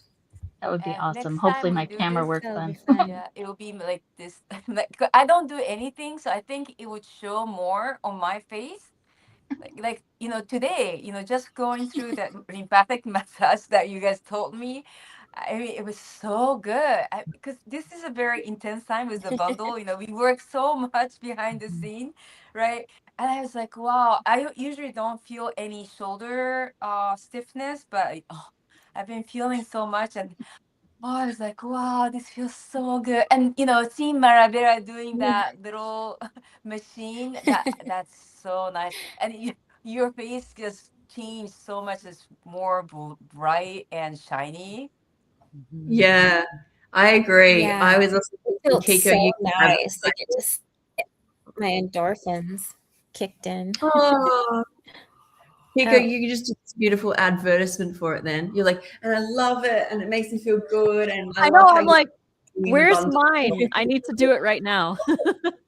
Yeah, I was looking at the hairbrush that Lisa was talking about, because when so I was mentioning about the hair that's like sticking sometime, and one of the reason could be because your head is hard. So I do massage with my hair, my fingers. But Lisa's, you do a very good research on your beauty product for sure. I mean, not just for food, but yeah, they're well received here in Japan. They have a very good high rating in Japan as well. So that could be very interesting to I invest. just got the strangest image. I've got this image of like next time Kiko's on, she's got the mask, she's got a hair like this. she's got nothing to literally do the robot. And then Natural be like, "Who is this thing?" We could all do a 30-day gua sha challenge where we all commit to 15 minutes a day, and then we come on to do the part 2 after 30 days and talk about how. Oh my God, that's so That would be I love awesome. that. Once the bundle, we can set Yeah. that challenge up to get started, because then it will be a 30-day period, and we can all come in like. Yeah, we'll all be snatched. All Faceless. My favorite face mask. Yes. Yes.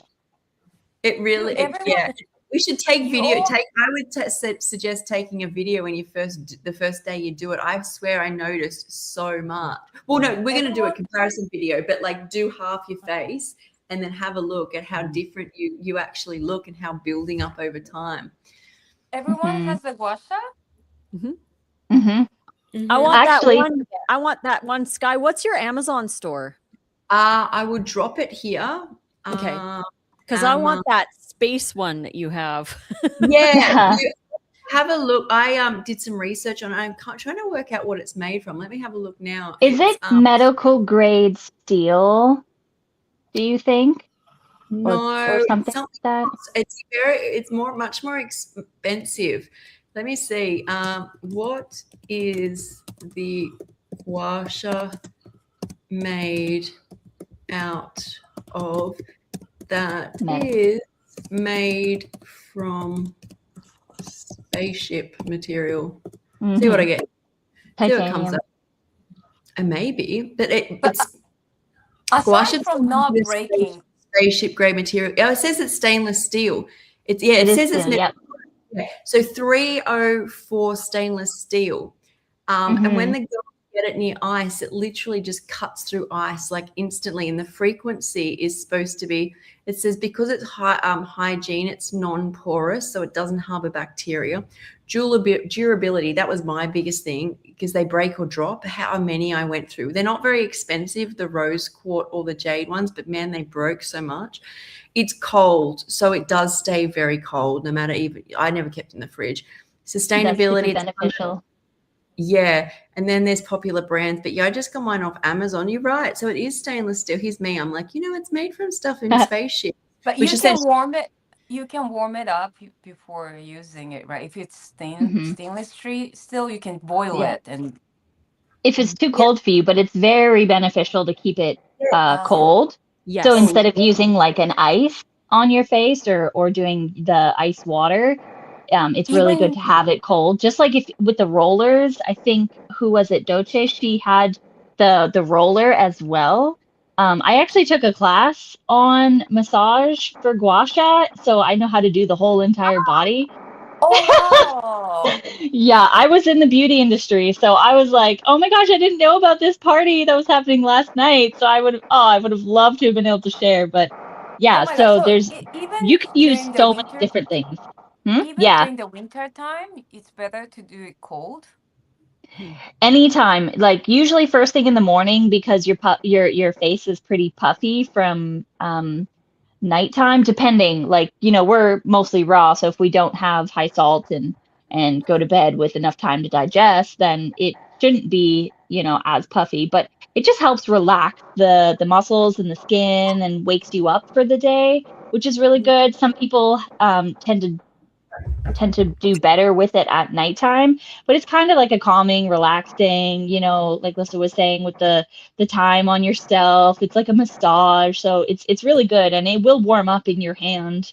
It should be able to do that. And then I wanted to say something about the hair thing that you had with the red light last night, Lissa, that you put the oil in. That is really good. I've seen those, and I've seen women's hair grow like pretty good with having that. So Kiko, I think I had made it in the comments, but I'm not sure if you saw it. So those little hairs that stand up, those are probably baby hairs in the growth stage. And I've researched a lot that a lot of the Asian cultures actually use a lot of black sesame seeds, and you make like a paste out of it and you eat like a tablespoon or so of it every day. And it actually helps keep the grays away. So people can have grays and then they start eating the black sesame seeds, and it really helps like actually reverse graying. It's amazing. Yeah, I heard of it, but coming from you, I'm gonna try it. So 1 tablespoon a day?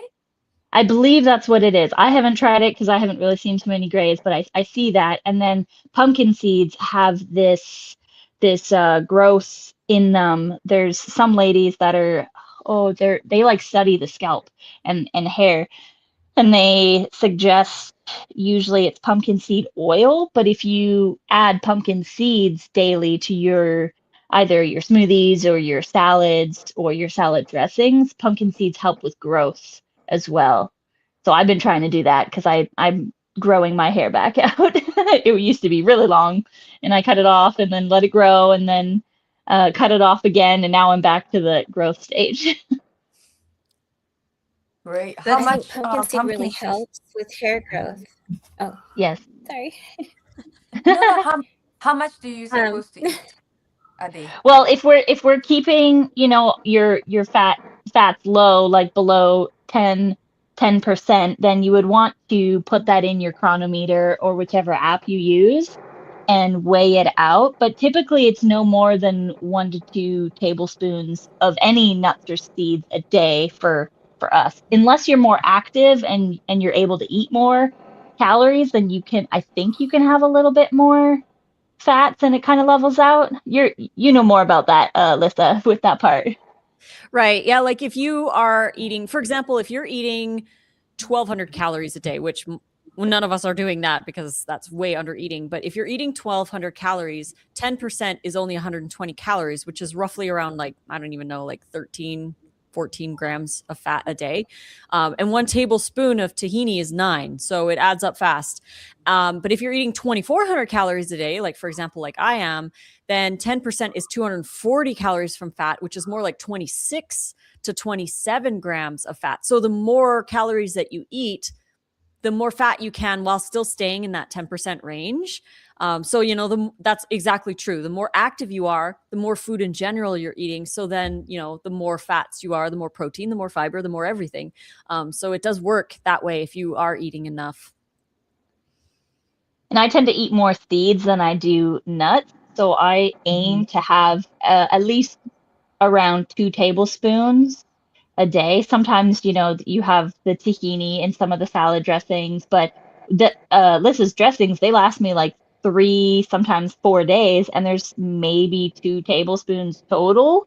So then I can add another tablespoon of pumpkin seeds, and then or 2, depending on what I have that day. Sometimes I'll have flax seeds, like, you know, some of the wraps have some chia seeds or flax seeds in it, but it's not a lot because it makes like 4 meals. So again, yeah, just keep that in mind when you're doing that. But I always have at least a tablespoon of the flax seeds, and I haven't found the black sesame seeds yet.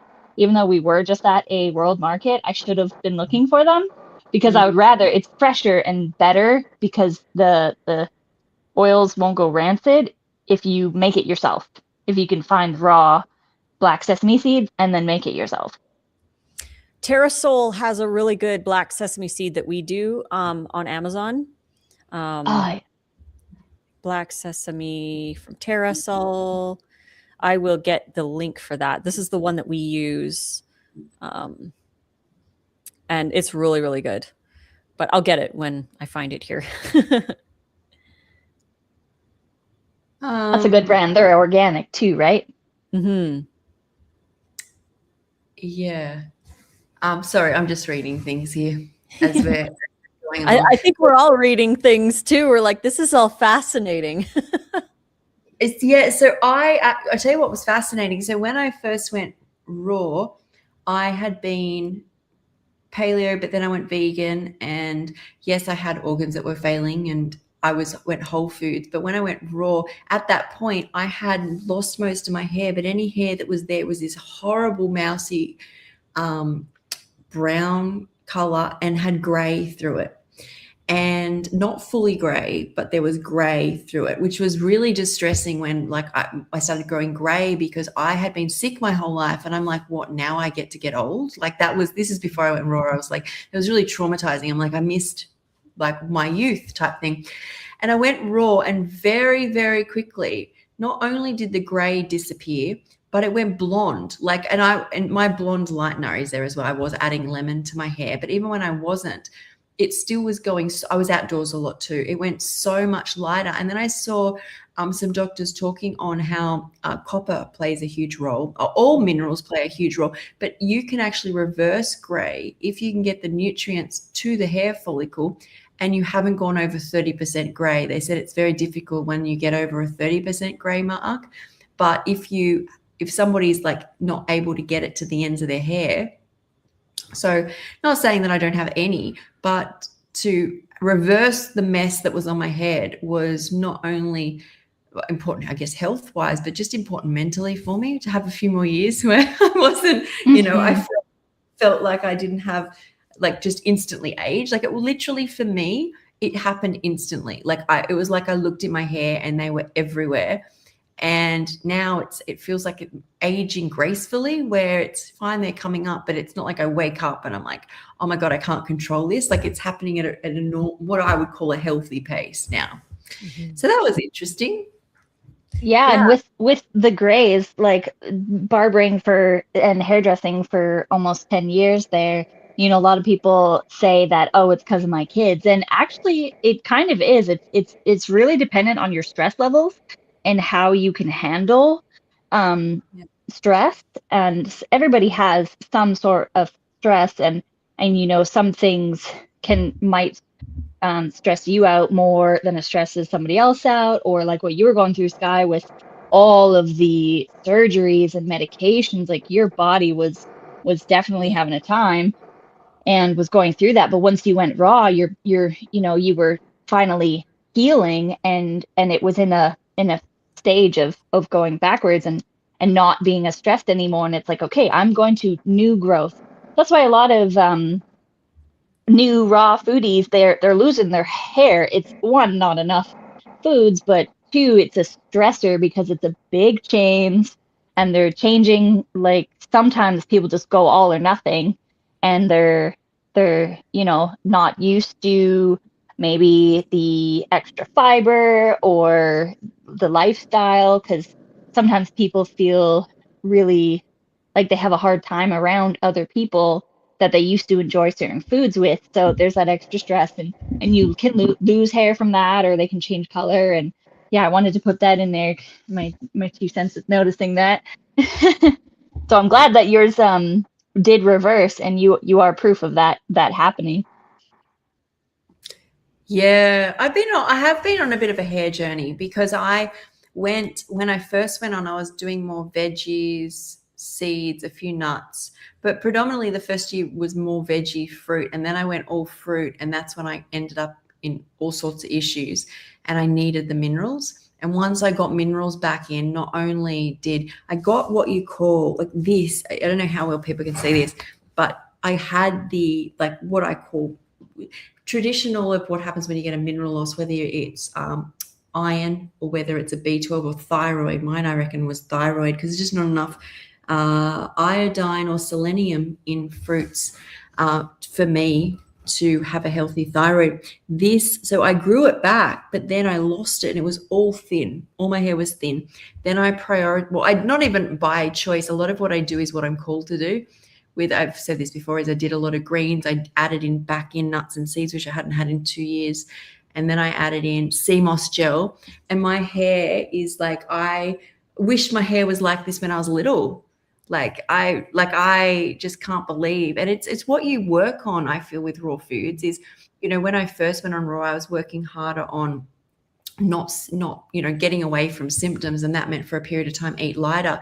But now I'm definitely in the hormone, organ support, and hair, skin, and nails, because it really protects me. When they get weak, I get more mast cell activation as well. So I feel like, because I saw someone ask a question here about worry about their hair loss, and I feel like, well, Lissa, you can probably talk on this. Marabella, you got hair. Kiko, you got hair. Ali, I assume you got hair. I can't see you. You're frozen there.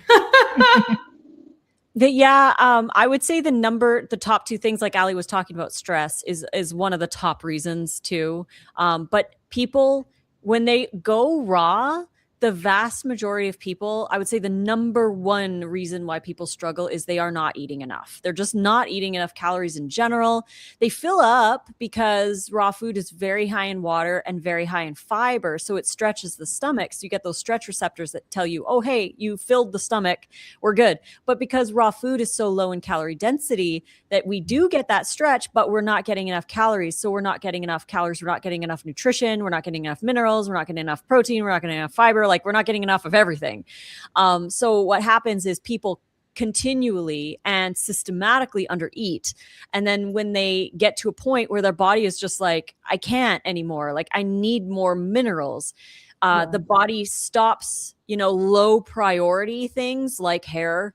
It'll also downregulate your metabolism. It'll shut down your hormones, because the body is smart. It's like, I'm not ready to make a baby when you're only eating 1,200 calories a day. Like, we don't even have enough to grow a baby. So the body will shut down certain things like hormones, hair growth, those kinds of things. And so people will lose more hair. But if you're eating enough and you're prioritizing minerals, like Sky said, you add those extra things in like Irish moss or what have you, you can have healthy hair.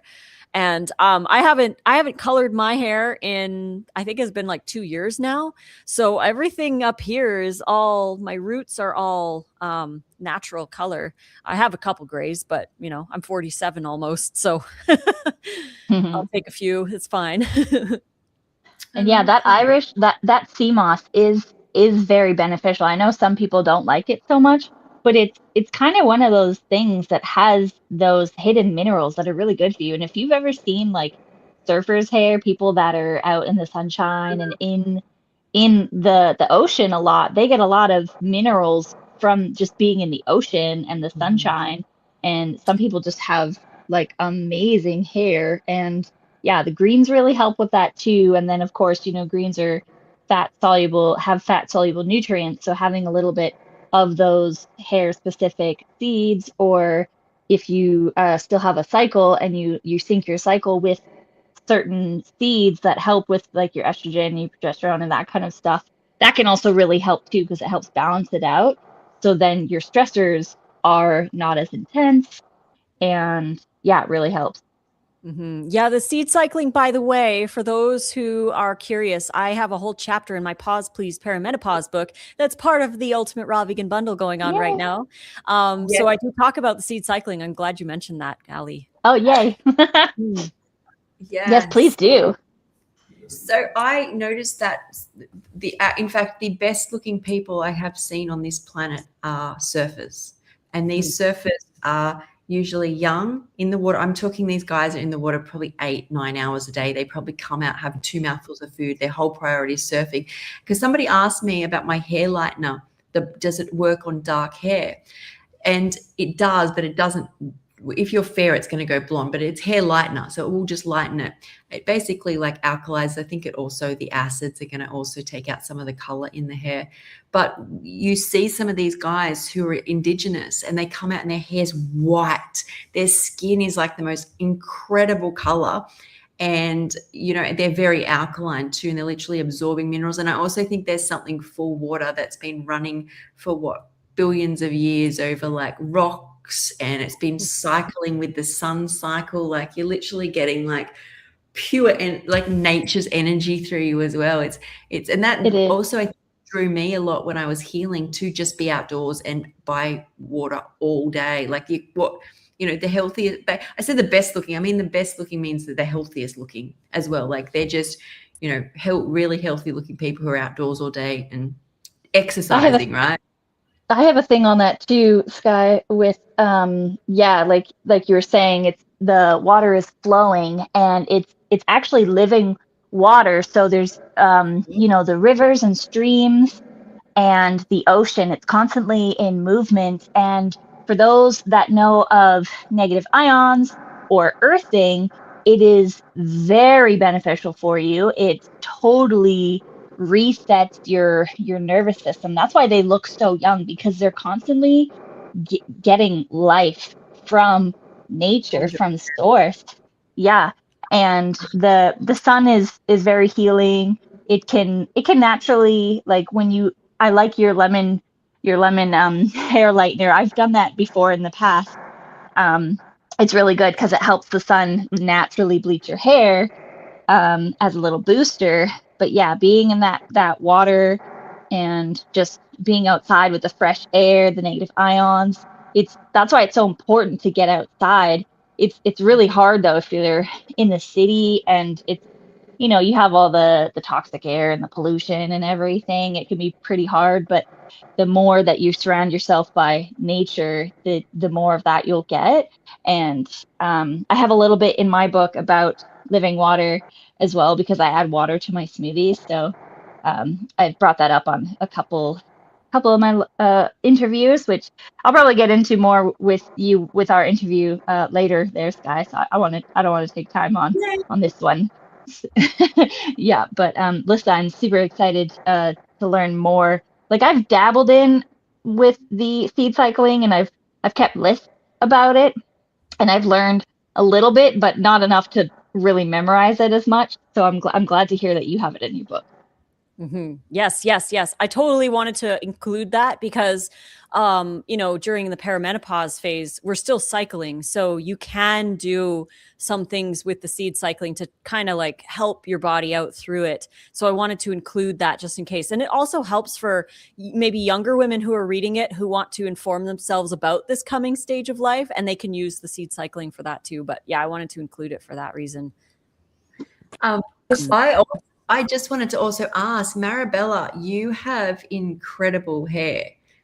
What sort of things do you think, or do you notice things improve your hair? Have you always had that incredible hair?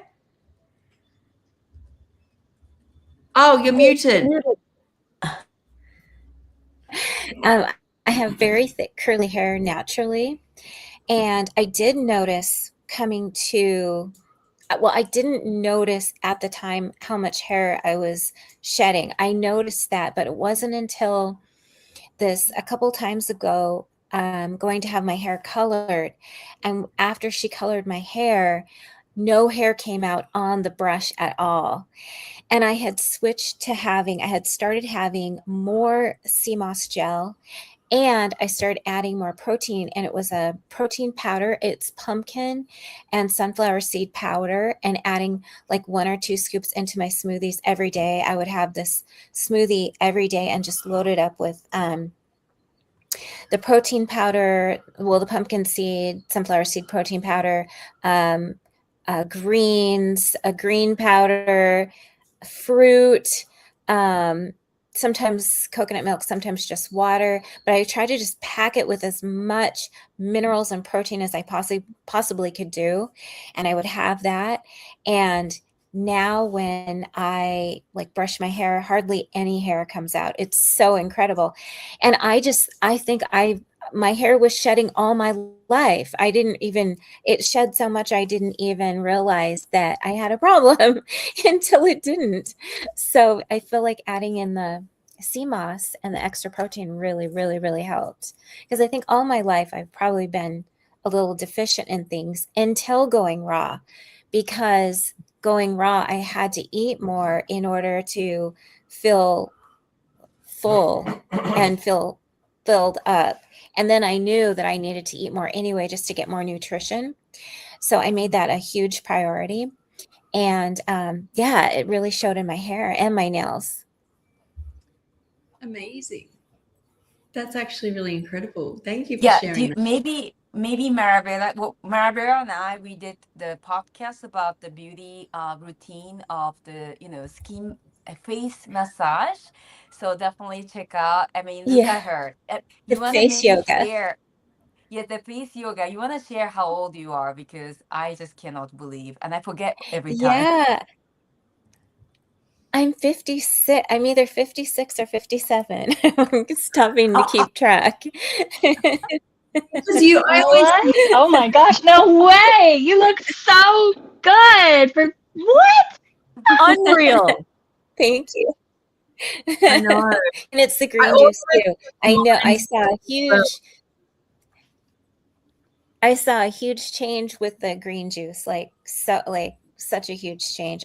And I usually drink green juice every single day. Yeah. What is in your green juice? You must share. Yeah. So usually bok choy or lettuce, or sometimes bok choy, lettuce, and spinach. Zucchini, always cucumber, green apples, ginger, sometimes jalapeno, sometimes not.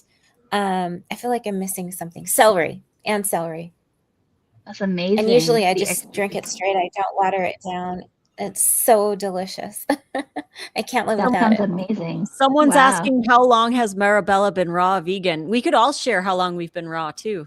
Yes. Yeah. Since 2022, I in 2024 went high raw again, but now I'm all raw. So mostly raw, I would say. But in 2020, and I was high raw before that, I was plant-based before that. And then 2022, I decided, because I had tried to go all raw a couple of times, and I would always go back to high raw. And so in 2022, I said, okay, what do I have to do in order to stay raw?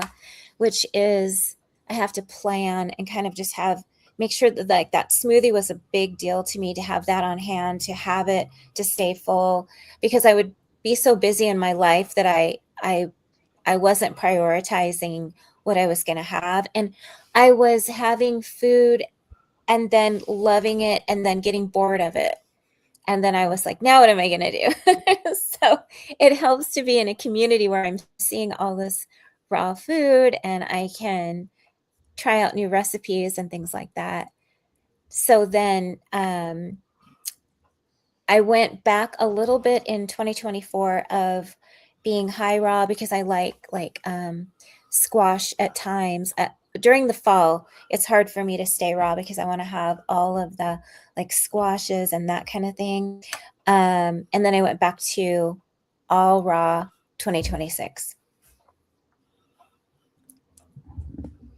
Amazing. Absolutely amazing. Makes it easier with this community, doesn't it? Yes, absolutely. It really does. Good. Okay, Kiko, rock star there. How long have you been raw? So I've discovered the raw vegan diet lifestyle in 2003, December 31st. And my best friend now, he has encouraged me, and I was dealing with ovarian cyst and severe eczema.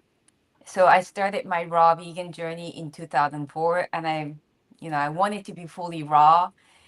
And I tell you, this community is so important. Finding the right community, because I did live in Costa Rica and New York, where I had some raw vegan restaurants to go to.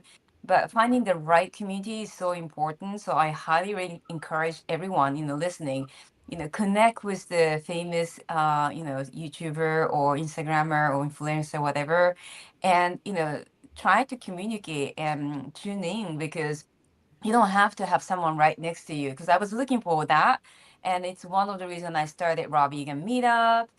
I have a pop-up cafe, but I have none around me, like zero around me. But it's okay. I have a beautiful community here.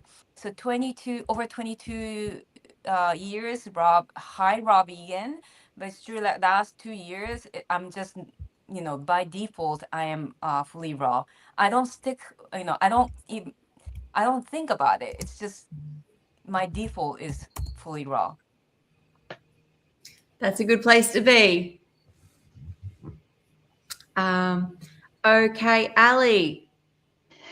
Yeah, so I'd say about high raw for 10 years, and I was raw for 1 whole year, but I do try to do a couple months here and there.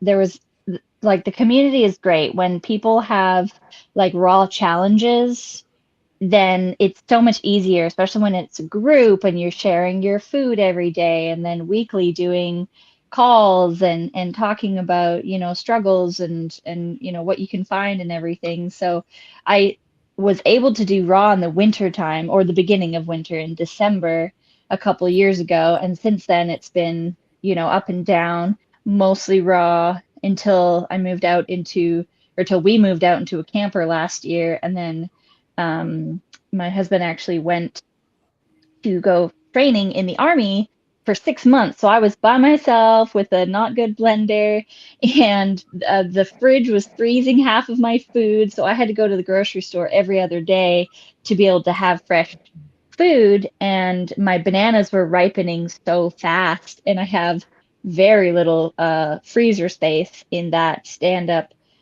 fridge freezer. So it was really hard to keep up with it. But once we got the blender, that's like one thing I cannot live without, is the Vitamix blender. But my goal is to be more closer to all raw for my last trimester, because like we were talking about earlier, the women that have been all raw, they just had such easy birth, and it was very painless, and the hydration, I believe, really, really helped not only the birthing process, but the postpartum, being hydrated and nourished. and the depression wasn't there. And I have been one to struggle with depression, living in a very gloomy, rainy town growing up. So moving to Tennessee has been a complete 180 where it's sunny all the time, except for the few days a year where it's storming and gloomy like right now. But having everybody to talk to or someone every day during this bundle has been really, really helpful. So yeah, about 11 years, I'd say, and going, and I would like to prepare myself more for the next one to be way closer to fully raw for next pregnancy, because we do plan on having more. I just would like to be a bit more prepared.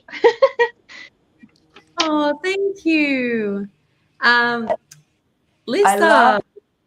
I love sorry. finding no, I just love, I really want to thank Lissa and Chris, who's organizing this Ultimate Raw Vegan Bundle, because, you know, I honestly felt so lonely, and I was, the social setting is the biggest challenge for me to stay fully raw. And I really, you know, I was just sharing with Marabella last night that how much I adore. I feel like I'm back in school, you know, and we learn so much. We grow, you know, we help each other to grow. So thank you. Aw, you're so very welcome. I'm so glad that it can help inspire. Yes, thank you, Lissa. Absolutely. And just a quick question, Yes. Ali, whereabouts are you, if you want to disclose, or which country? You can even just disclose. So I'm in Tennessee in the States. So it's a southern state, and it gets really hot and humid in the summertime here. And I'm surrounded by a ton of farmland, a lot of Amish communities.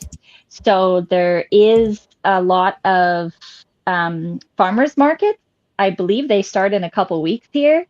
And we have been growing a little bit at his mom's house, and our rental property here, I just had the landlord till up some ground, so I'll be able to grow some food. I'm really excited for it because fresh and local is the best that you can find on top of wild, because wild, you can't beat the nutrients in wild food. So yeah, I'm really looking forward to all of that. And it's just, for some reason, it's more filling and satiating because I feel like it just has more nutrition in it when you get it local. Of course. Yeah, so Thank right. you. Okay, Lissa. Yes. So I have been fully raw since 2014. I went raw and I committed to it, and I haven't eaten anything other than raw food ever since. And I just really love it. It's like Kiko says, it's default. It's just, that's how it is. Yep. That's what I eat. And you know, the bundles are really cool because there's always new recipes, like all the recipes we've shown on this one. And we're always coming up with new stuff too. So there's so much to choose from. And then of course we have our favorites, our fallback 5, you know, the standard smoothies we always make. Like, we've been really making a lot of cranberry craze. That recipe is in Nate's Raw Recovery ebook. That smoothie is kind of our go-to. And then, you know, we do a lot of tahini dill at dinner time, or we'll do wraps, and now it's the sandwiches. So for those who haven't gotten the bundle yet, this bread recipe from Christina Soberg in the bundle. Show that bread again. Oh, yeah. Look at the bread. The raw. Look at that, guys. Yeah, it's good. So good. It's so good. Amazing. And I just had a sandwich for dinner. But yeah, so 2014, and I knew about raw since 2004 when I started, you know, I was 24 when I started learning about raw. And it took about 10 years for me to truly commit to it because I was always doing way too high fat, like way too high fat, and not enough produce in general. Like, I really didn't eat a lot of fruits and vegetables. It was mostly fats that I was eating, and I felt okay, but I wasn't feeling like amazing. So in 2014, that's when I did the low fat raw version, and I was eating enough. Finally, for the first time in my life, I was getting enough nutrients in, and it was so much easier to do. And so, yeah, it's been almost 12 years. It'll be 12 years in September. You know, I want to say that back in 2004, when I started Raw Vegan Journey, a lot of people are saying, "Oh, this person, influencer raw vegan. She's or she or he is actually eating pizza or going to the Indian food in the restaurant. Nothing wrong with that if you decide to do it." But I kept hearing that, like, what they preach is quite different from their daily life. But Lissa, or Nate is Nate is Lissa's husband, and he would validate for sure. She's 100%. She would not touch anything cooked. Yeah. Yeah, and I just want to also say too that I don't eat it because I don't think that it has a place in certain people's lives. Like Marabella likes her steamed squash, whatever, like it's not a big deal. But for me, it's like it's not even in the realm of what I want. So I don't do it because I'm scared of cooked food. I do it just because I would genuinely prefer just to eat raw food. So everybody's kind of at their own, their own vibration of what resonates with them, and as long as it's plants and there isn't any animals involved, that it's all good, raw or not. I agree. Great point. Thank you, Lissa. Yeah. And just on what Kiko said about influencers who are doing something which doesn't align with what they're saying, is I can tell, and I know that everybody I'm connected to is sharing their truth because it's not perfection. Like when somebody gets on camera and tells you they've been doing something and they've had this perfect way, and you can be perfect too, only if you do what they're doing. Like I'm very skeptical about that, because the whole thing we want people to understand is find your way, find your journey. And, there can be turbulence when you go on. You may be someone who enjoys cooked food and it doesn't affect you. But like Lissa was saying, when I include more of the fresh watery food, like the living food, like most of my bowl is that living food. That's what makes me feel so good. And that's why for me, like the nuts, seeds, spices, and some condiments are all I can really tolerate before I start not feeling good. So that's where it's become my default way. But I think when you cannot demonize anything that you do, but learn from it, you move forward. Yeah, I wrote about it in my book, Namado 2, that I was dealing with eating disorder. I think many people, or most people have this eating disorder, and I never realized it until very recently. And, I think I was coming from this side because I had a health challenge. It's like, oh, I have to eat raw because I know if I eat cooked food for my body, I wouldn't feel as good. Yeah. And then when I came over with that eating disorder, and I cooked meal for my husband. He's vegan, but I would make like a miso soup, and then sometime I would look at him. This was years ago, and it's like, wow, he gets to eat this, and I'm eating this big salad.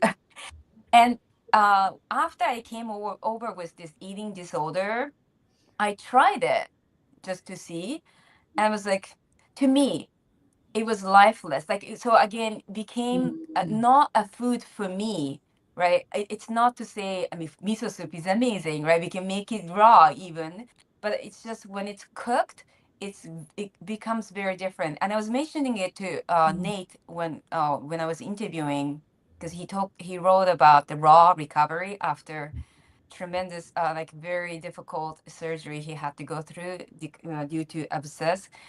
And when I eat cooked food, like, for example, coconut water, if it's in a bottle, if I drink it, I can feel like a film in my mouth.